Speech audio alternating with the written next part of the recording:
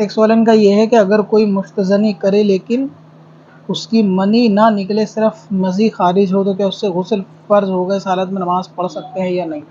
اگر مستزنی کرنے کی کسی نے کوشش کری اور منی خارج نہیں ہوئی تو اس پہ غسل فرض نہیں ہوگا، یعنی اسی صورت میں نماز پڑھی جا سکتی ہے۔ اگر مزی ہے تو اس کو دھویا جا سکتا ہے، غسل کی حاجت نہیں ہے۔